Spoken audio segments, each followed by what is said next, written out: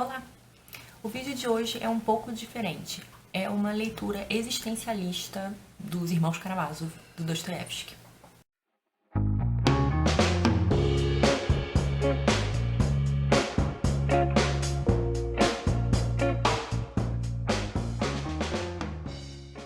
Bom, Dostoiévski é um autor de literatura, mas que está muito associado ao surgimento do existencialismo, né? Discute-se muito a presença de discussões existencialistas na sua obra, e, em especial nos Irmãos Karamazov, né? O Sartre, quando escreve O Existencialismo é um Humanismo, cita inclusive passagens dos Irmãos Karamazov, em especial de um capítulo muito famoso que é o Grande Inquisidor.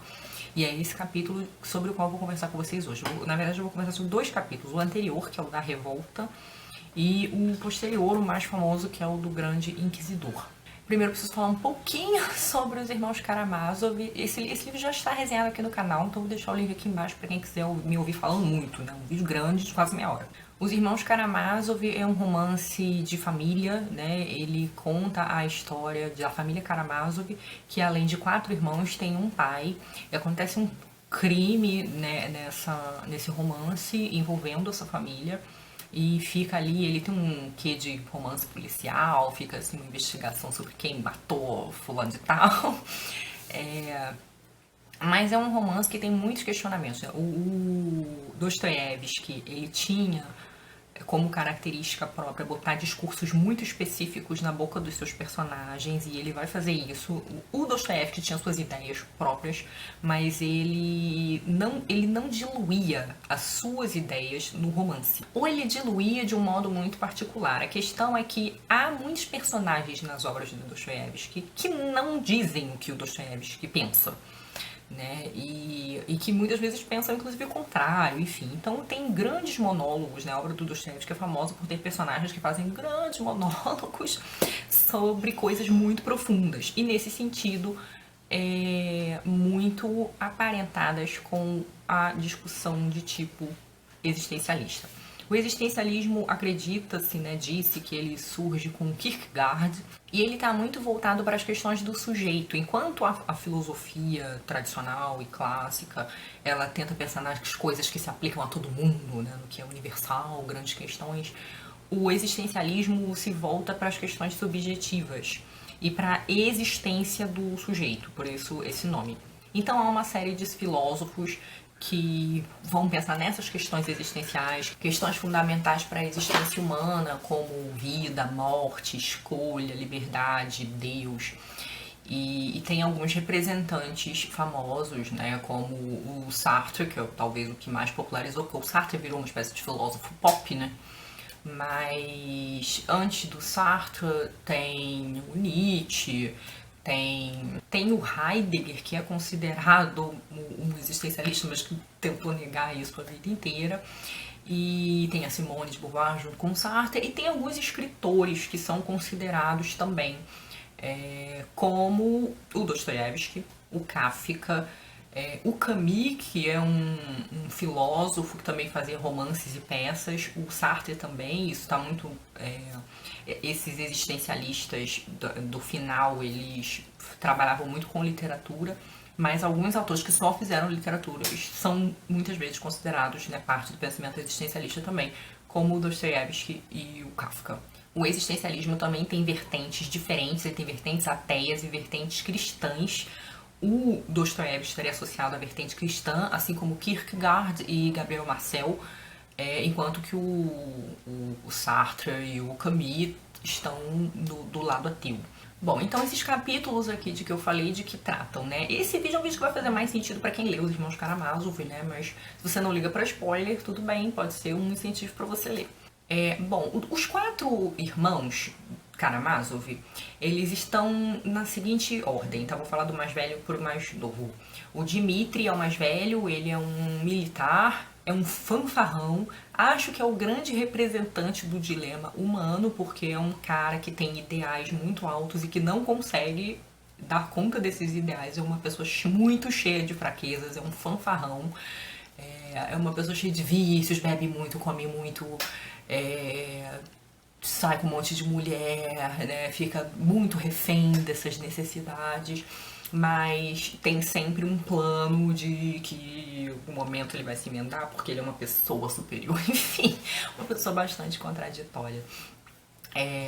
E ele é o mais velho dos irmãos, né? Depois deles vem o Ivan, e o Ivan é um rapaz já mais europeizado, né? Porque ele estuda fora, ele já não tem tanta ligação ali com a cultura russa. Ele é com grande consciência profunda, talvez, do romance. Ele é o autor do poema do Grande Inquisidor, que é esse capítulo de que eu vou falar. Ele é uma alma perturbada, ele é uma alma atormentada e ele tá ali meio que flertando com o niilismo, né? Enfim. Depois do Ivan tem o Alyosha, que é o mais novo e que é uma alma muito bondosa, muito caridosa. Ele era um postulante, ele estava se preparando para ser monge, mas em determinado momento ele desiste disso. Mas já é uma pessoa também mais com faz também muitas reflexões sobre a humanidade. Os dois que fazem muita reflexão sobre a humanidade são o Ivan e o Alyosha. Só que o Ivan de um modo mais atormentado, enquanto o Alyosha de um modo mais caridoso e amoroso. E tem o irmão bastardo, então, o Smerdyakov, que é uma pessoa muito marcada pelas violências da vida, pela negligência, é uma pessoa muito ressentida. Ele, até no estudo, né, e no entendimento das coisas, ele é um pouco prejudicado por todas essas negligências que ele sofreu, uma pessoa que se sente muito humilhada. Esses capítulos, a revolta e o Grande Inquisidor, se dão numa conversa do Alyosha com o Ivan, porque o Ivan pretende picar a mula dele, embora cortar meio que relações ali com a família, mas ele marca um almoço com o Alyosha e eles vão para um restaurante.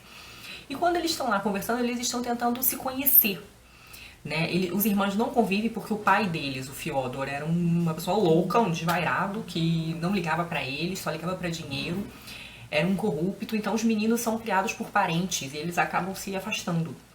Então eles têm esse reencontro num determinado momento, mas o Ivan já tá querendo se desgarrar de novo, mas vai ter esse almoço com o Alyosha. E lá eles querem se conhecer e começam a ter conversas nada banais. Eles querem conversar sobre as coisas importantes, o sentido da vida. Né? Qual o sentido da vida? O que é importante para você? E aí, nesse sentido, uma abordagem já bastante existencialista, porque eles vão falar sobre liberdade, sobre Deus, sobre o que é importante, sobre como viver a vida, sobre destino. Né? Mas só que a visão de mundo do Ivan e do Alyosha é bastante diferente. O Ivan, então, vai falar sobre o absurdo do mundo, né? Sobre um mundo que não pode ter Deus porque ele é absurdo demais. E essa é uma ideia muito forte no existencialismo, porque ele vai dizer que se as crianças sofrem, Deus não pode existir. Deus não pode deixar. Né? Deus nos cria conscientes, né? Nos faz, de certo modo, conhecedores e permite que essas coisas horríveis aconteçam e a gente não sabe por que elas acontecem, porque elas são permitidas. Então ele começa a falar sobre o absurdo da existência. E isso são ideias que vão ser retomadas mais tarde, por exemplo, pelo Camus. O Camus vai falar de muitas coisas sobre as quais o Ivan Karamazov vai falar aqui. Vai falar sobre revolta, vai falar sobre angústia, vai falar sobre suicídio, que também é um tema que está presente nos Irmãos Karamazov. E então o Ivan começa a falar do sofrimento das criancinhas e começa a citar situações atrozes de violência que você fica assim mortificado. E ele diz: Deus não pode existir num mundo como esse. Esse mundo não faz qualquer sentido. Então a gente tem de viver pela revolta, né? O Alyosha, que é um religioso, fica muito mortificado com aquilo que ele diz e ele fala: isso é revolta, né? Você não pode pensar assim. E o Ivan vai responder o seguinte: revolta? Não esperava ouvir de tua boca essa palavra. Ah, gente, eu tô lendo nessa edição aqui, tá? Que é uma da José Olímpio, porque o meu irmão Karamazov da editora 34 está emprestado, tá? Então, continuando. Revolta? Não esperava ouvir de tua boca essa palavra, replicou Ivan com voz penetrante. Pode-se viver revoltado? Pois eu assim quero viver. Responde-me francamente, invoco o teu testemunho. Imagina que fosses tu quem construísse o edifício do destino humano, para afinal conseguires tornar os homens felizes e lhes darem a paz, o repouso. Mas para atingir essa meta fosse necessário que torturasses um único entezinho apenas, aquela criança que batia com os punhos no peito, alicerçando o teu edifício nessas lágrimas não resgatadas. Consentirias em ser arquiteto nessas condições? Responde e não mintas. Não, disse suavemente Alyosha. E podes admitir a ideia de que homens para os quais é construído esse edifício consentiram em fundar a sua felicidade no sangue não resgatado do pequenino mártir e gozarem depois da aventura eterna? Não, não posso admitir, irmão, exclamou de repente Alyosha com os olhos fulgurantes. Acabas de dizer, existirá no mundo um ente que tenha o direito de perdoar? Mas esse ser existe, ele pode perdoar tudo, a todos e por tudo, porque ele próprio derramou seu sangue inocente para todos e por tudo. Tu esqueceste, todavia, foi ele que fundou o edifício e será ele quem dirá, tens razão, Senhor, porque os teus caminhos se revelaram. Ah, sim, o Ivan falando agora. Ah, sim, o único sem pecado e o seu sangue. Não esqueci, me admiravas ao contrário de ainda não o haveres citado. Porque de ordinário em todas as discussões os teus amigos sempre apelam para ele. Não rias, Alyosha, escuta, há 1 ano escrevi um poema. Se ainda queres perder comigo outros 10 minutos, recito para ti. Esse poema, então, é o do Grande Inquisidor. É interessante porque nessa altura da conversa, o Ivan está dizendo para o Alyosha que ele vai viver através da revolta. Então, assim, que ele vai aproveitar a vida. Isso é uma postura muito existencialista, né? Aquela coisa de vou traçar o meu destino, eu não estou predestinado para nada, ninguém vai me julgar depois disso, eu vou fazer o que eu quero, dane-se o mundo, porque eu estou largando a família, pegando minha grana e ganhando o mundo. E o Alyosha não, o Alyosha já tem toda uma outra postura de ajudar as pessoas, de ensinar as crianças, né? De promover ali alguma mensagem reconfortante para as pessoas. E aí o Ivan, então, começa com o seu poema do Grande Inquisidor.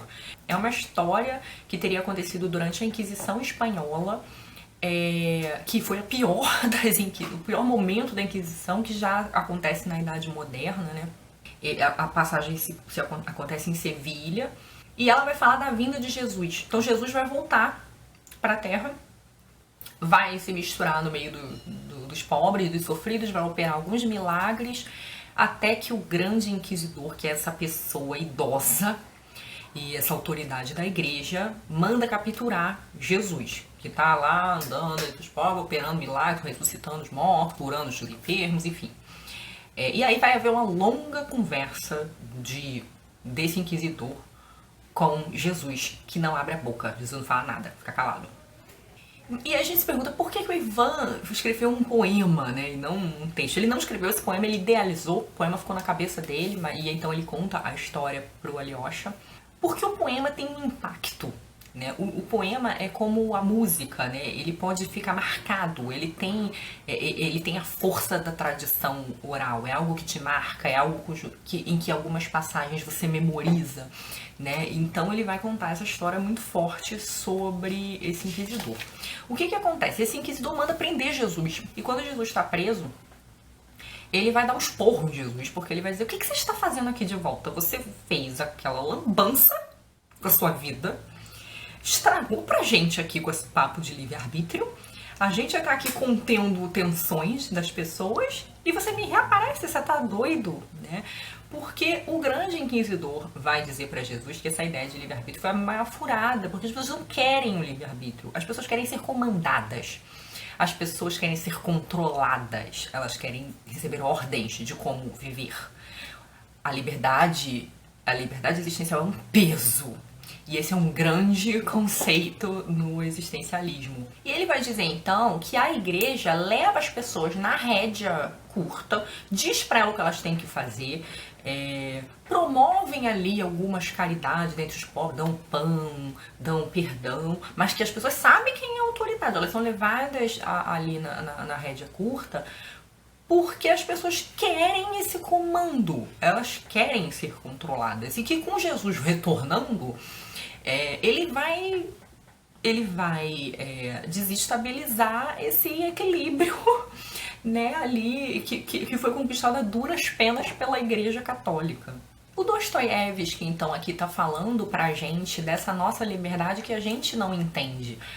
O Dostoiévski era cristão, né, da Igreja Ortodoxa Russa. Ele tinha horror ao catolicismo, ele achava que o catolicismo tinha desvirtuado o cristianismo e que cabia à Rússia resgatar o verdadeiro cristianismo, que era um cristianismo muito comunitário, né, e muito pela ajuda. Mas o Dostoiévski acreditava muito na redenção pelo sofrimento. Ele achava que a pessoa tinha que comer o pão que o diabo amassou mesmo, que o sofrimento era um modo. A pessoa ali muito inserida nessa vida de vícios, nessa vida de danação, é que ela chega na redenção. Porque para o Dostoiévski a existência ela é muito sem sentido, ela é muito absurda, ela é muito brutal, e que ela só faz sentido com uma ideia de Deus, que a religiosidade é necessária para as pessoas, elas precisam daquilo, porque sem aquilo elas podem se matar, né? A existência é tão absurda que pra que elas vão continuar vivendo, né? Então, a menos que elas cheguem nessa negação total nihilista, que é meio que a negação do Ivan, de uma certa maneira, com a qual ele flerta ali no desencanto dele com o mundo, a outra opção é a fé, né? Então, é acreditar que tem um algo mais, é acreditar numa vida eterna depois, numa salvação divina. Então esse inquisidor vai falar de como as pessoas estão dispostas a trocar o pão pela liberdade, de como elas estão dispostas a se submeter, porque Jesus, quando foi tentado pelo demônio, ele recusou o pão, né? O diabo falou pra ele: você tá com fome? Transforma essas pedras aí em comida. E Jesus rejeitou. Jesus sempre abnegado. Jesus não tentou impor a sua divindade ali naquele momento, porque ele meio que sabia que a hora dele fazer era na ressurreição. Mas o grande inquisidor diz que essa mensagem de Jesus confunde as pessoas, porque no fundo ele devia ter aceitado. Ele devia ter aceitado porque as pessoas iriam entender que elas também teriam que aceitar, de uma certa forma, o subjugo, né? Que essa ideia, essa posição existencialista, vamos dizer assim, de Jesus, de dizer: não, eu vou sofrer aqui, isso é uma escolha, porque o meu milagre ele tem que acontecer lá no final, quando eu ressuscitar. Essa é uma escolha muito pesada para quem não é divino, né? Para os seres humanos, né? Essa é a interpretação do Ivan, de uma certa forma, né? O grande inquisidor vai dizer que o ideal que a igreja alcança, né, que ela conserta, né, desse erro de Cristo, é o de controlar a vida das pessoas, de controlar completamente para o bem maior de todos, né?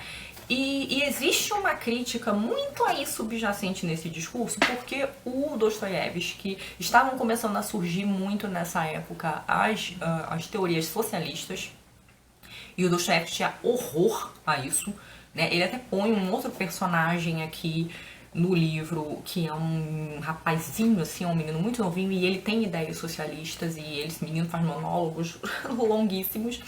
Mas essa era uma ideia que assustava o Dostoiévski, ele não era simpático ao socialismo.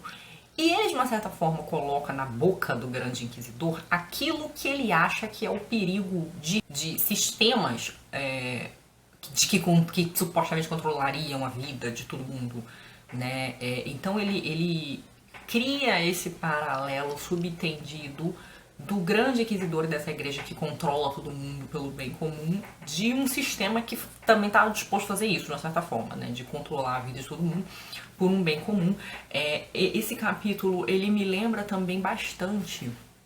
É uma coisa que o Borges vai retomar na loteria, na Babilônia. Não sei se vocês lembram, tem um vídeo aqui no canal em que as pessoas queriam, né? Esse conto do Borges fala sobre pessoas na Babilônia que queriam que uma loteria altamente aleatória e arbitrária controlasse as suas vidas. As pessoas não queriam o peso de ter de escolher, né? Então elas preferiam que essa loteria, que era muito misteriosa, que elas não sabiam direito como é que funcionava, não sabiam direito, mas que cujo resultado afetava a vida de todo mundo, para eles isso era melhor. As pessoas não queriam estar excluídas. Ela surge associada a dinheiro, né? Só quem pode participar da loteria num determinado momento são pessoas que podem pagar, e começa a haver várias manifestações populares no sentido de que ela se torne gratuita e total, ou seja, de que qualquer um Participe da loteria sem precisar pagar, sem precisar se inscrever, e que a loteria controla a vida de todo mundo. Então, assim, é uma alegoria assustadora, mas que dialoga muito aqui com o discurso do grande inquisidor.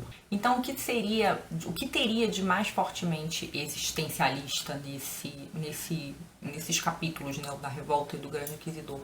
Essa reflexão sobre a nossa liberdade, sobre o peso da liberdade com a qual nós não conseguimos lidar.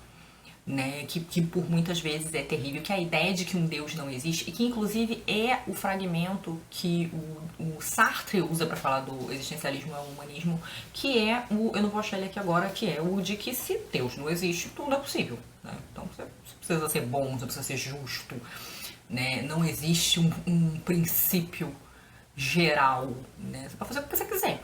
Né? E o existencialismo, ele vai trabalhar muito com essa ideia de que a pessoa tome as decisões pela sua vida, de que ela, de uma certa forma, tome essas rédeas, né? E de que ela não tem que viver por um modo específico, né? De que ela é que traça qual é esse modo, os seus princípios pelos quais ela deve viver. Essa discussão também me lembra um livro de que eu gosto muito, que chama Em Busca de Sentido.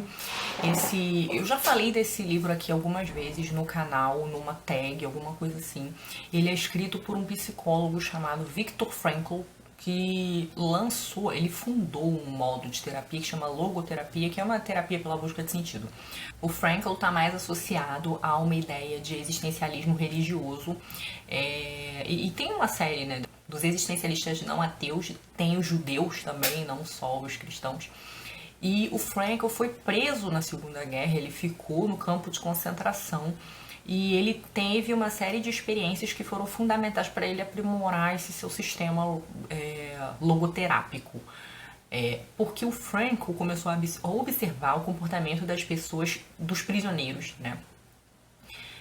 Que estavam ali desprovidos de tudo. Eles não tinham nada, não tinham objetos, não tinham seus familiares próximos. O que levava essas pessoas a sobreviver? Então ele, partindo da própria experiência e da observação da experiência desses prisioneiros seus que conviviam com ele no campo de concentração, ele percebe que essas pessoas, o que dá sentido à vida dessas pessoas é uma certa riqueza espiritual. Essas pessoas, de uma certa forma, decidem que elas têm um motivo para viver. Que elas não precisam se matar, ou que elas não precisam negligenciar, parar de comer como muitos faziam, né? Quando as pessoas não se jogavam na cerca elétrica, elas paravam de... não saíam mais da cama, não comiam, não iam ao banheiro, não faziam nada. E ele vai dizer que todas as pessoas que resistiam, elas tinham alguma coisa, elas tinham um sentido, né? Houve da parte delas um esforço de entender o que lhes movia, né? E isso é muito interessante. Tem outras obras que trabalham muito com essa questão de liberdade, do peso da liberdade. Uma obra que eu amo é O Deserto dos Tártaros, do Dino Buzzati. Ele está logo aqui do meu lado. Esse é um livro que fala um pouco sobre isso também, sobre escolhas e sobre liberdade, sobre o peso da liberdade, sobre o que fazer com a sua liberdade, com a sua vida. Eu vou deixar aqui embaixo o link para a resenha desse livro, que é sensacional, seguramente um dos melhores livros que eu li esse ano e que virou um livro muito importante para minha vida. E tem também A Morte do Ivan Illich, né, do Tolstói. Esse livro, ele, num determinado momento da novela, é um livro em curto, o personagem passa por um questionamento existencialista também, né? Então aquela coisa de decidir como viver determinado momento, reflexões sobre como a vida foi vivida, sobre o que fazer, se há tempo para ainda tomar as rédeas, né, dessa existência, tá? Deixo aqui os comentários para a discussão, comentários que vocês queiram acrescentar, correções que vocês querem fazer, já que eu estudo filosofia como diletante, não é a minha área, então eu posso ter falado algumas bobeiras ou coisas imprecisas, incorretas, vocês são bem-vindos para me corrigir, tá certo? Mas é isso, então eu vou tentar fazer mais vídeos assim, nessa linha de um pouquinho de filosofia com literatura, de existencialismo, tá certo? Me digam aí Me deem sugestões se vocês tiverem também. Beijos e até a próxima. Tchau.